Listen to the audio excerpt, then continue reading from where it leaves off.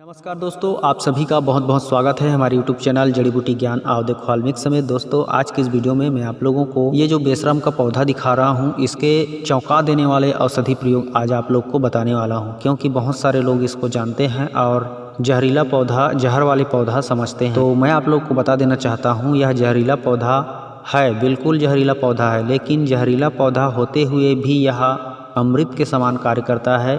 अगर आप इसका औषधि प्रयोग करना जान जाओगे तो किस तरह से इस बेशरम के पौधे का औषधि प्रयोग करना है ताकि यह हमारे लिए औषधि के रूप में कार्य करे, अमृत के समान हमें फ़ायदा दे, तो आज इसी के बारे में आप लोग को बताने वाला हूं। वीडियो को लास्ट तक देखते रहिए और वीडियो की जानकारी अच्छा लगे तो लाइक करें, शेयर करें। हमारे चैनल में पहली बार हो तो चैनल सब्सक्राइब करके हमारे साथ जुड़े रहें, क्योंकि हम इसी तरह की हर एक वनस्पति की हर दिन नई नई वीडियो लाते रहते हैं इस चैनल पर।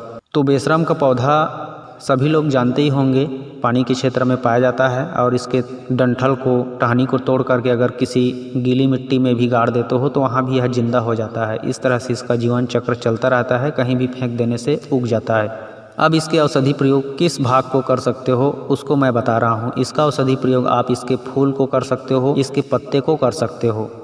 जहाँ तक मैं जानता हूँ ये दोनों का औषधि प्रयोग होता है, और इसका खाने पीने का कोई औषधि प्रयोग मैंने आज तक नहीं जाना है।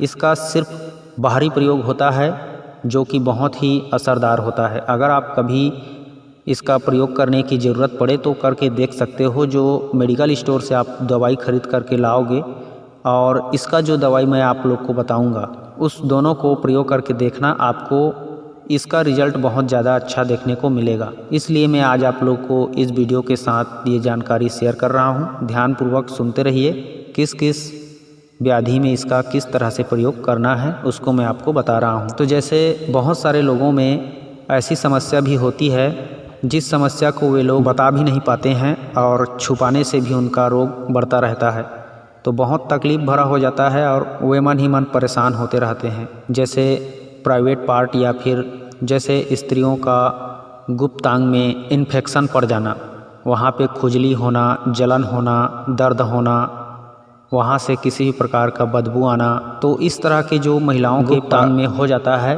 और पुरुषों के भी कभी कभी हो जाता है, तो दोनों के लिए यह नुस्खा कार्य करेगा। इस तरह का अगर समस्या हो जाए आपके प्राइवेट पार्ट में, खुजली हो रही हो, जलन हो रही हो पेशाब करने में या फिर दर्द होता हो, तो उस तरह के इन्फेक्शन को दूर करने के लिए आप इसके फूलों को, बेशरम के फूलों को बाज़ार से, दुकान से फिटकरी खरीद करके ले आना और उस फिटकरी के साथ इसके फूल को काढ़ा बना लेना। 5-10 ग्राम फिटकरी और ये बेशरम का फूल 5-10 ग्राम, दोनों को आधा लीटर पानी में उबाल लेना। उबलते उबलते जब वह पूरी तरह से उबल करके 1/4 रह जाए, माने 25% बच जाए, तो उसको उतार करके रुई की मदद से या फिर किसी साफ कपड़े की मदद से डुबो करके अपने प्राइवेट पार्ट में लगा के देखना। 1 दिन लगाओगे तो 1 दिन में ही आपको असर देखने को मिलेगा। लेकिन ऐसा नहीं है कि आपको 1 ही दिन लगाना है, आपको हर रात को लगाना है इसे। हर रात को कहने का मतलब सोते समय लगा लेना है और सो जाना है। सुबह आपको बहुत ही ज़्यादा इसका असर देखने को मिलेगा। आपकी गुप्तांग पूरी तरह से साफ हो जाएगी, चिकना हो जाएगा, फोड़े फुंसी, खुजली, जलन सब बंद हो जाएगी, वहाँ का इन्फेक्शन ख़त्म हो जाता है। इस तरह से मैंने देखा है कई लोगों पर प्रयोग करके।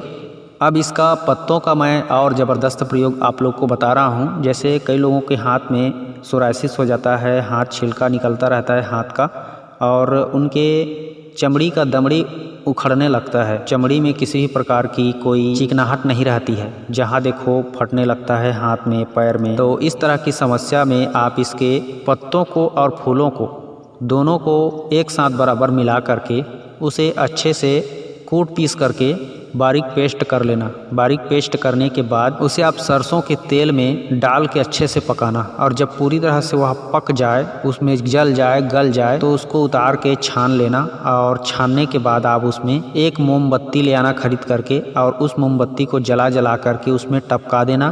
टपकाने के बाद उस मोमबत्ती के टपके हुए पदार्थ के साथ इस बेशरम के जला हुआ पत्तों का तेल के साथ उसे अच्छे से मिला करके एक साथ घोल करके मिला देना, अच्छे से घोल करके।